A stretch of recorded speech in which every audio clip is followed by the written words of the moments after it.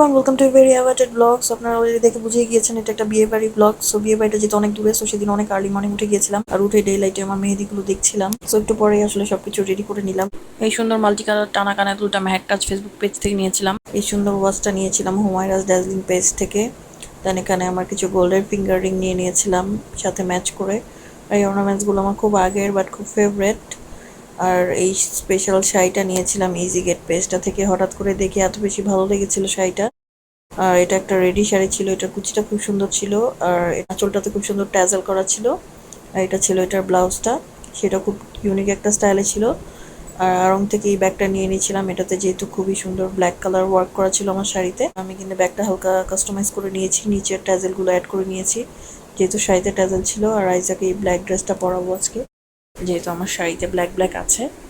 So C, আমার makeover করা হয়ে গিয়েছে, এখন জাস্ট আইজাকে রেডি করার পালা। আর এই তো আমার হাতটাও খুব সুন্দর করে একটু দেখিয়ে দিলাম রিং পরার পর কীরকম লাগছে। সো আমি কিন্তু মোটামুটি রেডি হয়ে গিয়েছি। আমার শাড়িটা কীরকম হয়েছে অবশ্যই কিন্তু কমেন্ট করে জানাতে ভুলবেন না, বিকজ এটা আমার অনেক শখের একটা শাড়ি। আর শাড়িটা রেডি শাড়ি হওয়াতে খুব ইজিলি আমি এটা পুরো রেডি হয়ে যেতে পেরেছি। আর খুবই কমফোর্টেবল ছিল শাড়িটা, মানে একদমই হেভি ওয়েট ছিল না, বাট পরার পর খুবই ক্লাসি লাগছিল। এটা ছিল একদম আমার ফিল্টার ছাড়া আমার আজকের মেকওভার। আর আইজার পাপাকে কিন্তু আমার সাথে ম্যাচ করে একটা শার্ট কিনে দিয়েছিলাম। সো আইজার পাপা এটা পরে রেডি হয়ে গিয়েছে, আর আমরা রওনা দিয়ে দিয়েছি। যদি আমরা রওনা দেওয়ার সময় অনেক বেশি রোদ ছিল, বাট একটু পর কি হলো জানি না, আকাশে এত বেশি কালো হয়েছিল। আর যেতে যেতে আমাদের অনেক বেশি সময় লাগছিল, কজ এমন ভয়ঙ্কর ঝড় শুরু হয়ে গিয়েছিল রাস্তায়, মানে কি আর বলবো।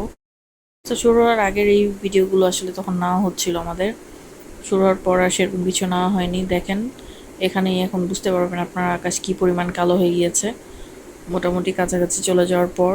বাট তারপর আর শুকনো হয়নি, জাস্ট একটু দেখালাম দেখেন কি পরিমাণ বৃষ্টি হচ্ছিল। বাট থ্যাঙ্কফুলি নামতে নামতে আমরা মোটামুটি বৃষ্টি শেষ হয়ে গিয়েছিল আর কি। তো আমরা বিয়ে বাড়ি চলে আসলাম। এটা ছিল আমার দেবরের বিয়ে। লাস্ট কিছুদিন আগে মেবি অলরেডি আপনার আমার দেবরের মোটামুটি কথা ফাইনাল হওয়ার একটা ব্লগ দেখেছিলেন, সেদিন আমরা এসেছিলাম এখানে। তো এই তো আমার দেবর রেডি হয়ে গিয়েছে, আর আমরা পিছনে বরযাত্রী চলে যাচ্ছিলাম। রাইজা পাপা আজকে অনেক বেশি সোয়েট করছিল, মানে বৃষ্টি হওয়ার পর মানে গরমটা আরও বেশি পড়ে গিয়েছিল সেদিন, অনেক বেশি রোদ ছিল বাইরে। আর আমরা এখন বরকে গাড়িতে তুলে দিচ্ছিলাম, তারপর আমরা একে একে যাব বউর বাসায়। বউর বাসা মোটামুটি এখান থেকে সামনাসামনি। তো আমরা আগে বরকে গাড়িতে ড্রপ করে দেন আমরা একে একে গাড়িতে উঠে চলে যাব। তো বরের গাড়ি কিন্তু স্টার্ট করে দিল, আর পিছন পিছন আসলে আমরা যাব। সো আমরাও গাড়িতে উঠে গেলাম একটু পর। আর যেতে যেতে খুব ভিউজগুলো খুব সুন্দর ছিল এই সেটটা দিয়ে। আর যাত্রাপথে দেখেন কার সাথে দেখা হয়ে গেল, হাতি মামার সাথে। আর এসে তো সে টাকা পয়সা নিয়ে তারপর আবার সালাম দিচ্ছিল। বাচ্চারা অনেক বেশি এক্সাইটেড হয়ে গিয়েছিল, সাথে আইজার কাজিনরাও ছিল। সো আমরা একটু ভিতরে চলে যাওয়াতে আবার টার্ন করলাম, তখন আবার দেখা হলো। আর এটা ছিল মেবি একটা বাটিক পল্লীর এরিয়া, এখানে অনেক বেশি বাটিকের শাড়ি ঝুলানো ছিল, মানে শাড়িগুলো মেক করে করে রোদে দেওয়া ছিল, এগুলো দেখতে ভালোই লাগছিল। তো কিছুক্ষণের ভিতরে আমরা চলে আসলাম। এই তো আইজার দাদা দাদুর সাথে আইজার পাপা আসলে আর একটু পিছনে অন্য গাড়িতে আসছিল। তো আমরা আগে আগে এসে চলে আসলাম স্টেজের সামনে। এখানে হয়তো বা বউ বা বর একটু পর বসবে। আর আসার আগেই দেখেন আইজা একা একা গিয়ে স্টেজে উঠে গেল, তো অনেক ভালো লেগেছে ডেকোরেশনটা।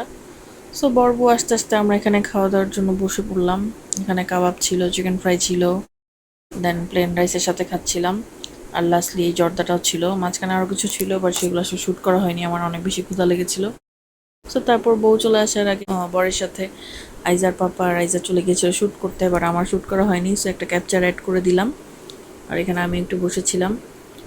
বউ চলে আসলে আসলে আমাদের করা হবে না, আর আমাদের একটু লেটও হয়ে যাচ্ছে, মোটামুটি সন্ধ্যা হয়ে গিয়েছে, আমাদের এখন ব্যাক করে ফেলতে হবে কিছুক্ষণের ভিতরে। সেখানে আয়ানকে বলেছিলাম আমাদের একটু শ্যুট করে নিতে। সো তারপর একটু ভিতরে চলে গিয়েছিলাম বউর সাথে দেখা করতে। অন্যান্য বরযাত্রীরা তখন খাওয়া দাওয়া করছিল, রাইজা পাপার সাথে বসে বসে দুষ্টুমি করছিল, মানে সে অনেক বেশি এনজয় করেছে আজকে আসলে ওপেন প্লেস পেয়ে।